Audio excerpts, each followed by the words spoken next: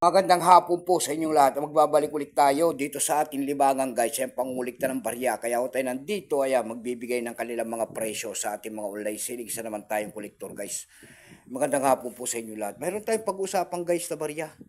Ayan, ito po ay barya po ng BSP.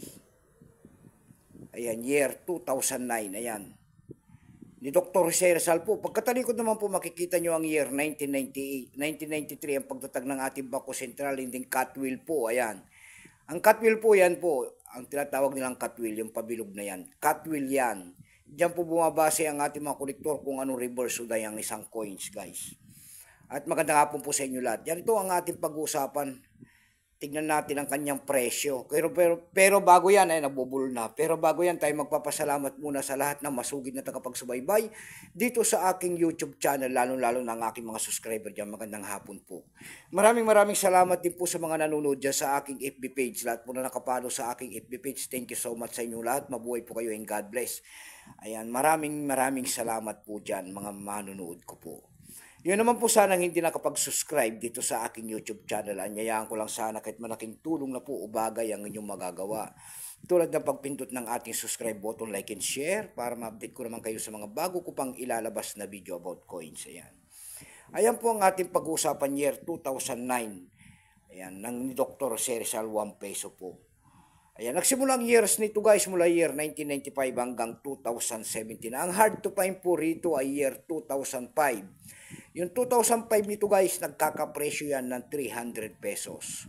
Yung 2006 naman ay 50 pesos. Ayan. Kung ano materialis ang ginamit sa barya na yan guys, yan po ay nickel plated steel na mamagnet yan. Tignan na natin. Ayan, magnetic. Ayan, magnetic siya guys. Magnetic. Itong year 2009 na ito po ay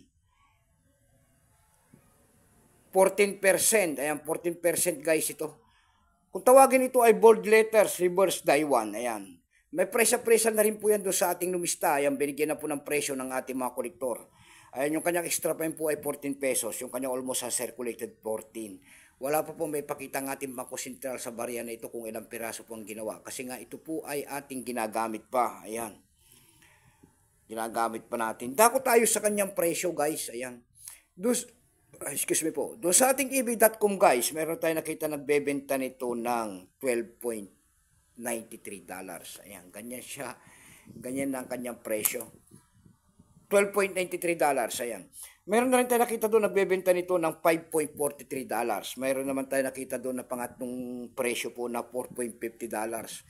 Yung pinakamababa po na bintahan doon guys ay $1 na. Dako naman tayo sa pangalawang website sa Carousel PH. Sa Carousel PH guys, meron tayo nakita nagbebenta nito ng 500 pesos. Ang seller po ay si Jeff Ron. Ayan, Jeff Ron po ang seller ha. Ayan, binibenta niya ng 500 yung year 2009 niya doon. Ayan. Meron naman tayo nakita nagbebenta nito ng 100 pesos. Ayan lamang po ang aking may babaging kanyang presyo po at magandang hapon po sa lahat and God bless.